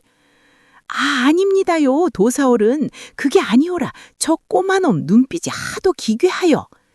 왈패가 변명을 늘어놓으며 다시 동희에게 다가가려던 바로 그 순간이었습니다. 할아버지, 눈 꼭 감으세요. 불이 내려와요. 동희의 외침과 동시에 하늘이 두 쪽으로 갈라지는 듯한 엄청난 굉음이 나루터를 뒤흔들었습니다. 세상이 하얗게 번쩍이는가 싶더니 시커먼 먹구름 한가운데서 거대한 불기둥 같은 벼락이 수직으로 내리꽂혔습니다. 벼락이 떨어진 곳은 동희가 묶인 곳이 아니라 바로 허도사가 화려한 비단옷을 펄럭이며 서 있던 거대한 제단 한가운데였습니다. 귀를 찢는 폭음과 함께 허도사가 공들여 세운 제단의 굵은 기둥들이 수수깡처럼 두 동간이 나며 사방으로 흩날렸습니다. 마을 사람들이 피눈물을 흘리며 바쳤던 쌀가마니와 비단더미 위로 시뻘건 불길이 순식간에 치솟아 올랐습니다. 아, 뜨거워! 사람 살려! 내 옷에 불이 붙었다! 불 좀 꺼다오, 이놈들아! 천하를 호령할 듯 거만하게 굴던 허도사는 머리에 쓰고 있던 갓이 반토막 나고 화려한 비단 도포자락에 시뻘건 불길이 옮겨붙은 채 제단 위를 대굴대굴 구르고 있었습니다. 그의 입에서 나오는 소리는 하늘의 신령을 부르는 위엄 있는 목소리가 아니라 뜨거움의 비명을 지르는 살쾡이 같은 비명이었습니다. 동희는 밧줄에 묶인 채로 그 통쾌한 광경을 지켜보며 낭낭한 목소리로 외쳤습니다. 거보세요. 제가 아까 말씀드렸잖아요. 저 아저씨는 하늘의 용이 아니라 속이 텅 빈 썩은 물풀의 나무라고요. 썩고 마른 나무는 하늘의 불벼락을 만나면 저렇게 한 줌에 재로 타버리는 게 세상의 이치란 말이에요. 하늘이 나쁜 놈을 벌 주려고 제일 뜨거운 불을 내리신 거예요. 마을 사람들은 벼락이 떨어진 제단과 불길 속에서 비명을 지르는 허도사를 보며 혼비백산하여 땅바닥에 엎드렸습니다. 아이고, 천지신명님, 애기보살 말이 맞았어. 도사님이 아니라 저놈이 하늘에 노여움을 산 가짜 엮은랴. 하늘이 노하셨다. 왈패들도 자신들의 두목이 불길 속에서 뒹구는 꼴을 보자 혼을 쏙 빼놓고 도망칠 궁리만 하고 있었습니다. 허도사가 땅바닥에 모래를 뒤집었으며 간신히 옷에 붙은 불을 끄고 비틀거리며 일어났습니다. 그의 얼굴은 시커먼 그을음으로 덮여 있었고 뱀처럼 교활했던 눈빛은 공포와 분노로 뒤섞여 실성한 사람처럼 변해 있었습니다. 이 요망한 마귀 새끼, 니놈이 사수를 부려 제단에 불을 질렀구나. 내가 오늘 니놈의 목을 물어뜯어서라도 반드시 죽여버리겠다. 여봐라, 다들 뭐하느냐? 당장 저 사공놈과 핏덩이를 칼로 베어버려라.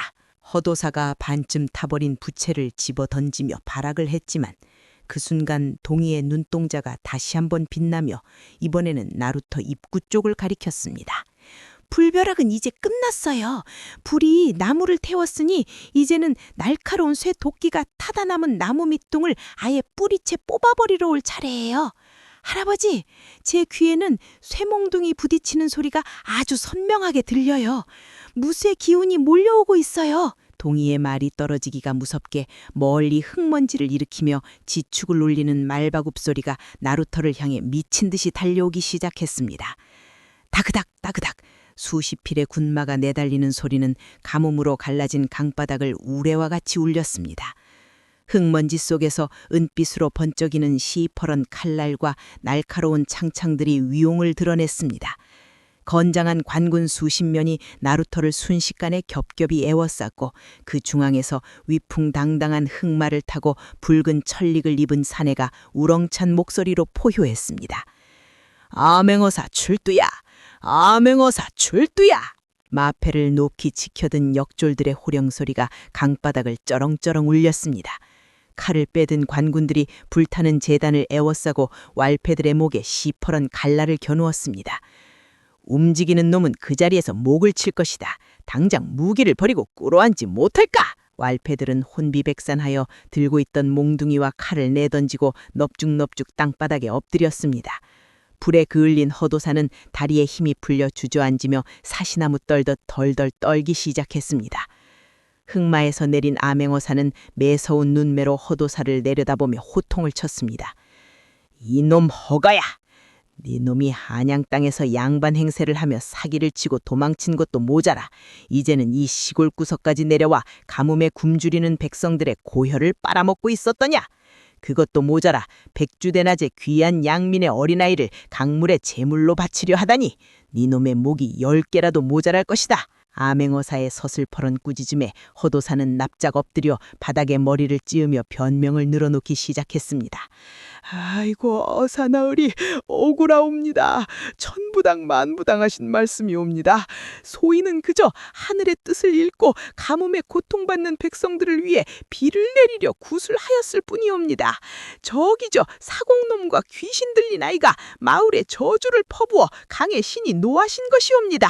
부디 소인의 억울함을 굽어 살펴주시옵소서. 허도사의 뻔뻔한 거짓말에 참다 못한 칠성아비와 마을 사람들이 일제히 들고 일어났습니다. 어사나으리 저놈의 말은 새빨간 거짓말입니다요. 저 사기꾼 놈이 가뭄을 핑계로 저희들의 쌀과 돈을 모조리 빼앗아 갔습니다요. 그리고 덕배 어르신의 배를 부수고 나루터를 강제로 빼앗으려 했습니다요. 저기 묵혀있는 애기 보살님은 우리 마을 사람들의 병을 고쳐주고 억울함을 풀어주신 진짜 보살님이십니다요. 마을 사람들이 이구동성으로 허도사의 죄상을 낱낱이 고발하자 암행어사는 차가운 코웃음을 쳤습니다. 닥쳐라 이 요망한 사기꾼아. 네 놈이 백성들에게 뜯어낸 재물들을 이웃 고을의 수령에게 뇌물로 바치고 이 나루터 땅 문서를 위조하려는 서류를 내가 이미 다 확보해 두었느니라. 하늘의 뜻을 핑계로 사리사욕을 채우려 한 니놈의 탐욕은 그 끝을 보았느니라. 여봐라, 저 극악무도한 사기꾼놈과 왈패놈들의 당장 오라로 꽁꽁 묶어서 관아로 하옥시켜라. 관군들이 달려들어 허도사의 목에 굵은 칼을 씌우고 밧줄로 짐승처럼 올감했습니다. 나으리 살려주십시오. 제가 잘못했습니다요. 제발 한 번만 목숨만 살려주십시오. 비단옷이 찢기고 불탄 채 땅바닥을 질질 끌고 가는 허도사의 모습은 그야말로 밑동까지 도끼에 찍혀 처참하게 부서진 썩은 나무 토막의 최후였습니다. 동이는 그 모습을 보며 덕배를 향해 해맑게 웃었습니다. 할아버지, 거 보세요. 제가 말한 대로 됐지요? 제 눈에 보인 차갑고 단단한 쇠 도끼가 바로 저 어사 아저씨와 군인 아저씨들이었어요. 썩은 무풀의 나무는 이제 쇠 도끼에 찍혀서 2번 다시 싹을 틔우지 못할 거예요. 암행어사의 지시로 역졸들이 황급히 달려가 덕배와 동이를 묶고 있던 밧줄을 풀어주었습니다. 밧줄이 풀리자마자 덕배는 무너져 내리듯 바닥에 엎어지며 동이를 품에 와락 끌어안았습니다. 아이고, 동이야, 내 새끼야. 살았다, 우리가 살았어. 하늘이 우리를 버리지 않으셨구나. 천지신명님, 감사합니다. 어사나으리, 이 늙은이와 손자의 목숨을 살려주셔서 백골이 난망이옵니다. 덕배는 엉엉 울며 동이의 얼굴에 묻은 흙먼지를 닦아주고 상처난 곳이 없는지 온몸을 더듬이며 확인했습니다.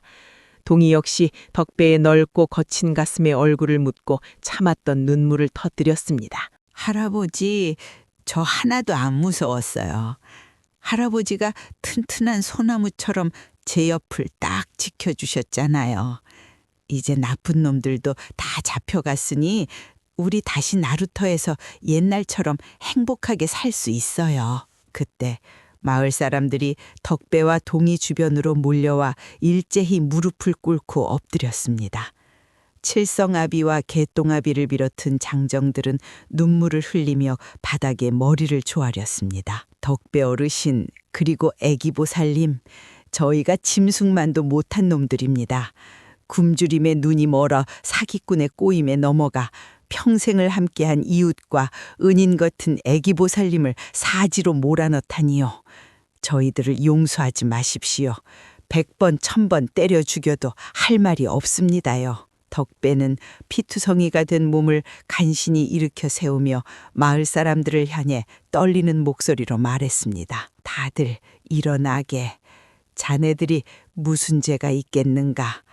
자식들이 배를 골아 죽어가는데 지푸라기라도 잡고 싶은 부모의 마음을 내가 어찌 모르겠는가. 다 그 악독한 사기꾼 놈의 간계에 속은 것뿐이니 나는 자네들을 원망하지 않네. 우리 동이가 살아났으니 그것으로 족하네. 덕배의 그 따뜻하고 넓은 마음에 마을 사람들은 더욱 서럽게 소리내어 통곡했습니다. 상황이 진정되자 암행어사가 위험 있는 발걸음으로 덕배와 동이 앞으로 다가왔습니다. 그는 흥미로운 눈빛으로 동이를 유심히 내려다보며 입을 열었습니다. 네가 바로 이 고을에서 오행을 귀신같이 일거랜다는 그 꼬마 도사로구나. 한양에서부터 네 녀석의 신통한 소문을 듣고 내 한 걸음에 달려왔다. 네 눈에는 정말로 사람의 기운이 자연의 모습으로 다 보인단 말이냐. 동이는 덕배의 품에서 고개를 쏙 내밀고는 암행어사를 빤히 올려다보았습니다. 그리고는 또랑또랑한 목소리로 대답했습니다. 네, 다 보여요. 어사 아저씨는 아주 무겁고 단단한 시퍼런 쇠몽둥이 기운을 가졌어요. 웬만한 나무나 흙은 단숨에 박살내버릴 만큼 강한 쇠기운이라서 나쁜 놈들을 혼내주는 일에 아주 딱 맞아요. 그런데요, 동이는 잠시 말을 멈추고 고개를 갸웃거리더니 암행어사에게 한 발짝 다가가 속삭이듯 말했습니다. 그런데 아저씨 쇠기운에 지금 시뻘건 녹이 잔뜩 쓸어 있어요. 아저씨 마음속에 아주 오랫동안 해결하지 못한 억울한 불덩이가 하나 있어서 그게 아저씨의 단단한 쇠를 조금씩 병들게 하고 있거든요. 암행어사의 얼굴에서 여유롭던 미소가 순식간에 사라지고 그의 두 눈이 놀라움으로 크게 흔들렸습니다. 아무에게도 말하지 않았던 가슴 깊은 곳에 묻어둔 자신의 뼈아픈 과거와 상처를 5살짜리 어린아이가 한눈에 꿰뚫어 본 것입니다. 네 녀석이 대체 그것을 어찌? 암행어사가 놀라 말을 잇지 못하고 있을 때 하늘에서 kwa광 하는 천둥 소리와 함께 시커먼 먹구름이 나루터 위로 묵직하게 내려앉았습니다. 그리고 그토록 메말랐던 대지 위로 굵고 시원한 빗방울이 후두둑 떨어지기 시작했습니다. 할아버지, 비가 와요. 드디어 썩은 기운이 씻겨 내려가고 맑은 물이 쏟아져요. 동이가 빗방울을 맞으며 환호성을 질렀습니다. 마을 사람들도 쏟아지는 단비를 온 몸으로 맞으며 만세를 부르고 덩실덩실 춤을 추기 시작했습니다. 하지만 기쁨도 잠시, 왈패들에게 모진매를 맞고 긴장 속에서 며칠을 버텨온 덕배의 늙고 병든 몸이 한계에 다다르고 말았습니다. 아, 비가 오는구나. 우리 동이가, 내 새끼가 해냈어. 덕배는 흐려지는 시야 속에서 환하게 웃는 동이의 얼굴을 마지막으로 눈에 담으며 빗물이 고인 진흙바닥위로 힘없이 푹 쓰러지고 말았습니다. 할아버지, 눈 좀 떠보세요. 할아버지! 동이의 찢어지는 듯한 비명소리가 세차게 쏟아지는 빗소리에 묻혀 강바닥을 애처롭게 맴돌았습니다. 하늘이 뚫린 듯 쏟아지는 장대비 속에서 덕배가 진흙 바닥에 고꾸라지자 나루터는 순식간에 눈물바다가 되었습니다. 평생을 남을 위해 헌신하며 살아온 늙은 사공의 가녀린 숨소리가 빗소리에 묻혀 금방이라도 끊어질 듯 위태로워 보였습니다. 할아버지, 눈 좀 떠보세요. 우리 할아버지 좀 살려주세요. 튼튼한 소나무가 쓰러지면 안 된단 말이에요. 동이가 흙탕물에 무릎을 꿇고 덕배의 핏기 없는 얼굴을 부둥켜 안으며 목이 터져라 울부짖었습니다.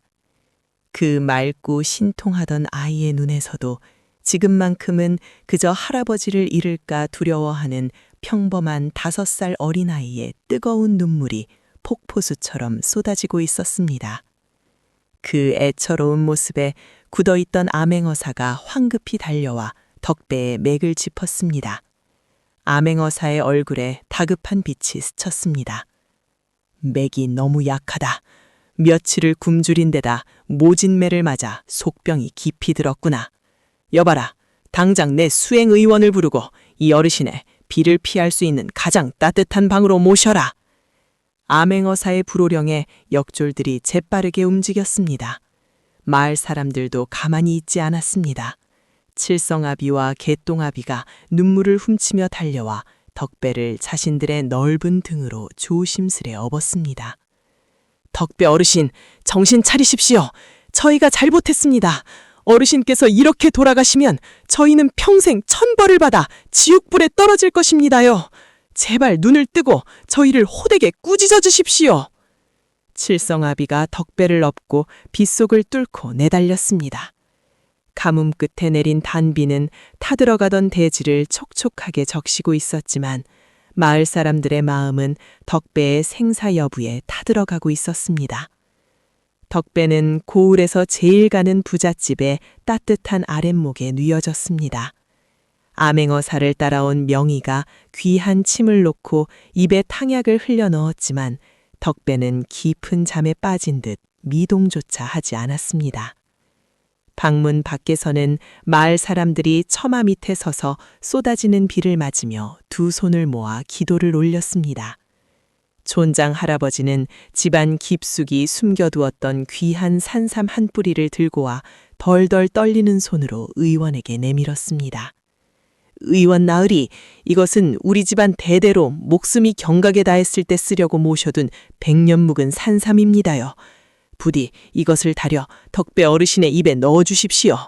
우리 고을을 살려준 저 애기보살님과 어르신을 위해 이깟 산삼이 대수랬습니까요? 제발 살려만 주십시오. 방 한 구석에 웅크리고 앉아 덕배의 차가운 손을 꼭 잡고 있던 동이는 마을 사람들의 따뜻한 마음에 왈칵 눈물을 쏟았습니다. 할아버지, 들리세요? 아저씨들이, 할아버지 친구분들이 우리 할아버지 살리려고 이렇게 귀한 약도 가져오시고 밖에서 비를 맞으며 빌고 계세요. 할아버지는 외톨이가 아니에요. 어서 일어나서 저 비 오는 소리 좀 들어보세요. 동희의 간절한 목소리가 닿은 것일까요? 사흘 밤낮을 꼬박 의식을 잃고 헤매던 덕배의 거친 손가락이 미세하게 움찔거리기 시작했습니다. 이내 덕배에 굳게 닫혀있던 주름진 눈꺼풀이 파르르 떨리더니 흐릿한 눈동자가 천천히 모습을 드러냈습니다. 여기가 어디매냐? 내가 저승강을 건넌 것이냐? 덕배의 갈라진 목소리가 방 안에 올자 꾸벅꾸벅 졸고 있던 동이가 용수철처럼 튀어올라 덕배의 품으로 와락 파고들었습니다. 할아버지, 할아버지, 저승이 아니에요. 우리 살았어요. 비가 엄청나게 많이 와서 강물이 다시 출렁출렁 넘치고 있다고요. 할아버지가 다 나았어요. 덕배는 믿기지 않는 듯 자신의 품에 안긴 동이의 온기를 느끼고는 투박한 손으로 아이의 등을 쓸어내렸습니다. 덕배의 두 눈에서 안도의 눈물이 주르륵 흘러내려 베개를 적셨습니다. 아이고, 우리 동이, 내 강아지, 네가 무사하니 나는 이제 죽어도 여한이 없다. 하늘이 우리를 불쌍히 여기시어 다시 만나게 해주셨구나. 참으로 고맙고 또 고마운 일이다. 방문 밖에서 덕배가 깨어났다는 소식을 들은 마을 사람들은 환호성을 지르며 부둥켜 안고 울었습니다. 암행어사 역시 안도의 한숨을 내쉬며 방 안으로 들어와 덕배의 손을 잡았습니다. 어르신, 참으로 고생이 많으셨어. 어르신의 그 크고 넓은 희생 덕분에 이 고을의 끔찍한 악귀를 잡아낼 수 있소이다. 내 평생 수많은 사건을 겪어보았지만 어르신처럼 목숨을 걸고 손자를 지키려는 분은 처음 보았어. 아이고, 어사나으리, 이 미천한 늙은이가 무엇을 했다고 이리 과분한 칭찬을 하십니까요? 모두 우리 동이가 영특하여 하늘의 이치를 읽어낸 덕분이지요. 나으리께서 그 무서운 사기꾼 놈을 잡아주셔서 저희가 목숨을 건졌습니다요. 백골이 난망이 옵니다. 덕배가 누운 채로 고개를 숙이려 하자 암행어사가 다급히 덕배를 말리며 온화한 미소를 지었습니다. 그리고는 덕배의 품에 안긴 동이에 향해 자리를 고쳐 앉으며 진지한 목소리로 물었습니다. 동이야, 며칠 전 나루터에서 네가 내게 해주었던 그 말을 기억하느냐? 내 기운이 아주 단단하고 매서운 쇠몽둥이인데 그 속에 쌔뻘건 녹이 슬어 있다는 말이다. 동이는 고개를 끄덕이며 맑은 눈으로 암행어사를 바라보았습니다. 네, 기억나요. 아저씨 가슴 속에 아주 깊고 슬픈 불덩이가 하나 있어서 아저씨의 단단한 쇠를 조금씩 아프게 하고 있었잖아요. 지금도 보여요. 아저씨는 겉으로는 호통도 잘 치고 무서운 분 같지만 속으로는 매일 밤 남몰래 울고 계시는 것도 다 안단 말이에요. 암행어사는 한숨을 깊게 내쉬며 고개를 끄덕였습니다. 천하를 호령하는 암행어사였지만 어린아이 앞에서는 무장해제된 듯 자신의 깊은 상처를 털어놓기 시작했습니다. 네 말이 맞다. 나는 아주 어릴 적에 탐과 놀이들의 모함에 빠져 억울하게 어머니를 잃었다.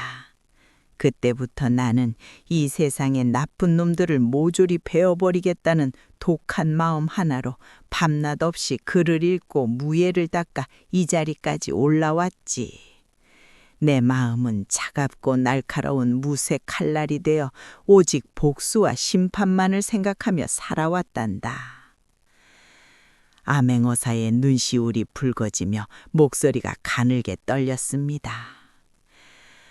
허나 아무리 나쁜 놈들을 잡아가두고 벌을 주어도 내 가슴 속에 응어리진 그 억울함과 슬픔은 가시지가 않더구나.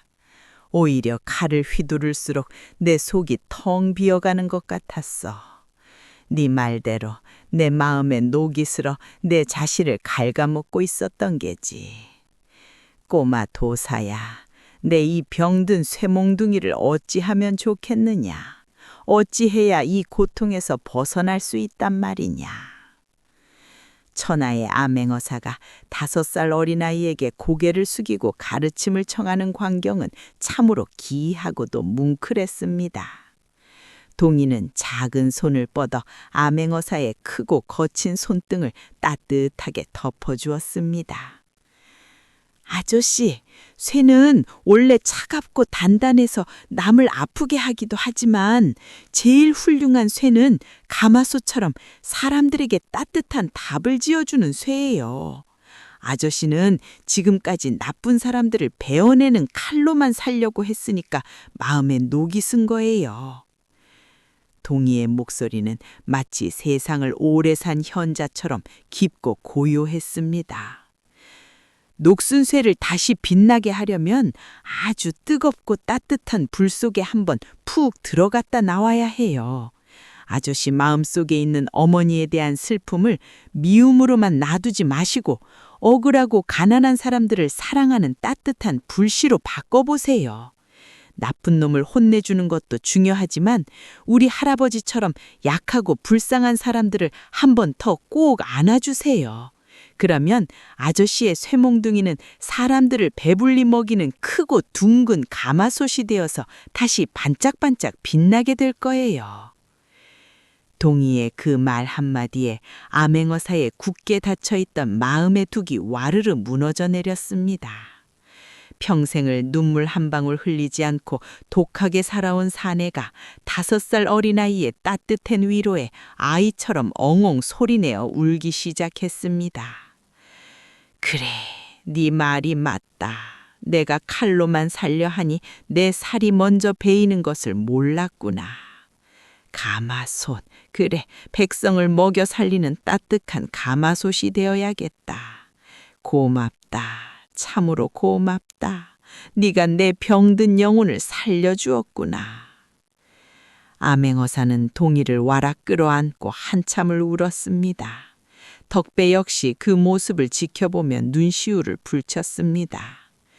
사람의 마음을 어루만지고 병든 곳을 고쳐주는 사주풀이, 그것이야말로 동이가 하늘로부터 받은 진정한 선물이었습니다. 며칠 뒤 덕배의 몸이 완전히 회복되어 걸음을 걸을 수 있게 되자 암행어사는 한양으로 떠날 채비를 마쳤습니다.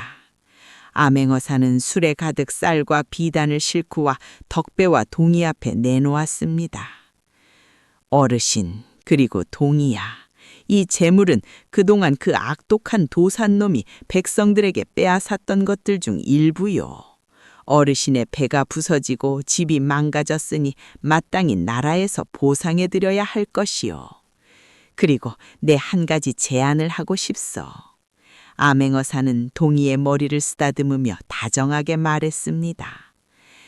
이 아이는 시골 나루터에 묻혀 있기에는 너무나 큰 제목이요. 나와 함께 한양으로 올라가시지 않겠소? 내가 한양에 번듯한 기와집을 마련해주고 동이가 훌륭한 학문을 익혀 벼슬길에 오를 수 있도록 내 모든 것을 다해 뒷바라지 하겠소이다. 그것은 덕배와 동이의 인생을 송두리째 바꿔놓을 수 있는 엄청난 제안이었습니다. 평생을 배를 골며 천대 갔던 사공에게 한양의 기와집과 손자의 벼슬이라니 꿈에서라도 감히 꿀 수 없는 호사였습니다. 마을 사람들도 부러운 눈빛으로 덕배를 바라보았습니다. 하지만 덕배는 빙그레 웃으며 고개를 가로저었습니다. 의사나으리, 그 넓으신 은혜는 뼛속 깊이 새겨 평생 잊지 않겠소이다마는 허나 저희는 한양으로 가지 않겠소이다요. 암행어사는 깜짝 놀라 되물었습니다. 아니, 어찌하여 거절하시는 거요?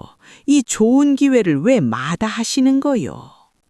덕배는 자신의 굳은 살 박힌 손을 내려다보며 평온한 목소리로 대답했습니다. 이 늙은이의 손은 평생 삿대를 쥐고 노를 젓는 데만 익숙한 손입니다요. 한양의 기름진 음식과 비단 옷은 우리 같은 촌사람들에게는 맞지 않는 옷입니다요. 우리 동이 역시 높은 벼슬자리에 올라 부귀영화를 누리는 것보다 이 강가에서 시원한 바람을 맞으며 가난하고 마음 다친 사람들의 이야기를 들어주는 것을 더 좋아합니다요. 동이가 덕배를 내려다보자 동이 역시 활짝 웃으며 고개를 끄덕였습니다. 맞아요, 아저씨. 저는 여기 강물이 찰랑거리는 소리가 세상에서 제일 좋아요. 그리고 한양에는 똑똑한 분들이 많으니까 괜찮지만 여기 우리 고을에는 제가 꼭 필요하단 말이에요. 아픈 사람들, 억울한 사람들한테 시원한 옹달샘 얘기도 해주고 따뜻한 아궁이 얘기도 해줘야 하거든요. 그러니까 저희는 여기 남을래요. 암행어사는 두 사람의 욕심 없는 맑은 웃음을 보며 깊은 감명을 받았습니다. 진정한 행복과 도리가 무엇인지 이 조선은 이미 세상 그 누구보다 완벽하게 깨닫고 있었던 것입니다. 허허, 내 참으로 어리석었소. 세상에 제일 가는 보물을 두고 한양의 먼지구덩이로 끌고 가려 했으니 말이오. 알겠소. 두 분의 뜻이 정 그러하시다면 내 더는 고집을 부리지 않겠소. 대신 이 재물만은 꼭 받아주시오. 새로 배를 건조하고 오두막을 고치는데 꼭 필요할 것이오. 덕배와 동이가 거듭 사양했지만 암행어사는 억지로 수레를 남겨두고 길을 떠났습니다. 암행어사가 떠난 뒤 마을 사람들은 누가 먼저랄 것도 없이 톱과 망치를 들고 나루터로 모여들었습니다. 자자, 다들 팔을 걷어붙이시게. 덕배 어르신의 배를 우리 손으로 세상에서 제일 튼튼하게 만들어 보세.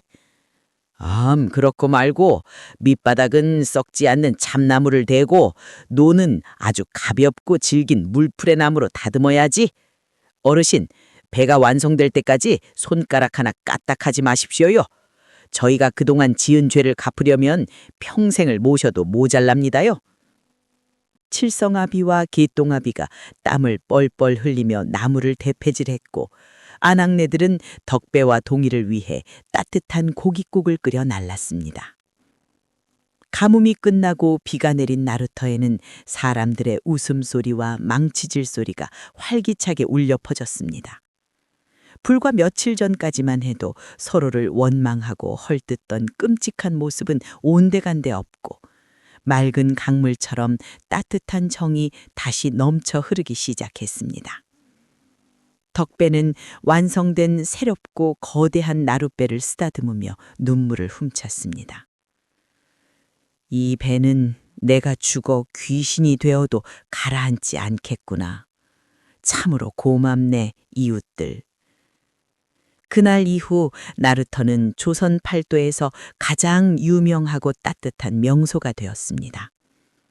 동이는 자라면서 더욱 신통한 능력을 발휘했지만 단 한 번도 그 능력을 돈을 버는 데 쓰지 않았습니다. 돈 많고 욕심 많은 양반들이 금괴를 싸들고 와서 명당을 잡아달라거나 운수를 봐달라고 하면 동이는 단칼에 거절하며 호통을 쳤습니다. 영감님 뱃속에는 남의 피눈물을 짜낸 더러운 욕심 덩어리만 꽉 차 있는데 아무리 좋은 명당에 누운들 그게 다 무슨 소용이요? 당장 그 재물을 풀어 가난한 이웃을 돕지 않으면 그 욕심 덩어리가 영감님 숨통을 꽉 막아버릴 것이요. 반면 낡은 집신을 신고 천리길을 걸어온 가난하고 병든 백성들에게는 따뜻한 국밥을 대접하며 그들의 꽁꽁언 마음을 사주풀이로 어루만져 주었습니다.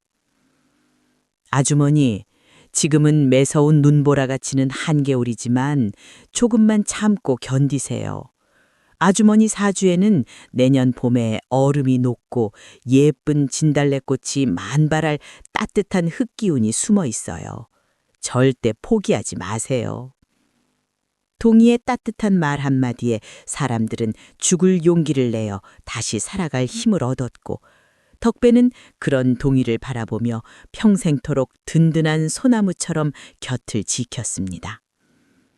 비바람이 몰아치던 밤 갈대밭에 버려졌던 핏덩이는 어느새 세상 사람들의 다친 마음을 치료해주는 거대하고 맑은 옹달샘이 되어 흘러갔습니다. 피 한 방울 섞이지 않았지만 세상 그 누구보다 진한 사랑으로 서로를 품어준 사공 할아버지와 신동 손자의 이야기는 나루터를 오가는 배들의 노젓는 소리를 타고 오래오래 전설처럼 전해졌습니다. 사람의 사주팔자라는 것은 겉으로 드러난 재물이나 권력이 아니라 내 마음속에 어떤 자연을 품고 살아가느냐에 따라 얼마든지 변할 수 있다는 것을 이 조선은 맑은 눈과 따뜻한 가슴으로 증명해 보였습니다. 아무리 날카로운 쇠도끼의 운명으로 태어났을지라도 둥글고 따뜻한 가마솥이 될 수 있고 차가운 얼음 호수의 운명이라도 따뜻한 아궁이를 만나면 만물을 소생시키는 생명수가 될 수 있는 법이니까요.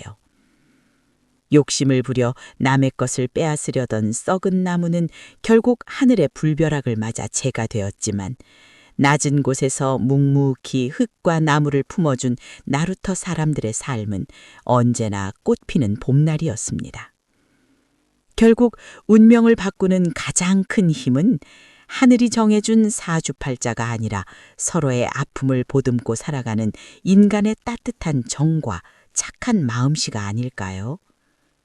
오늘 밤도 여러분의 마음속에 따뜻한 옹달샘 하나가 맑게 솟아나길 바라며 편안한 꿈 꾸시길 바랍니다. 지금까지 설화를 듣다였습니다.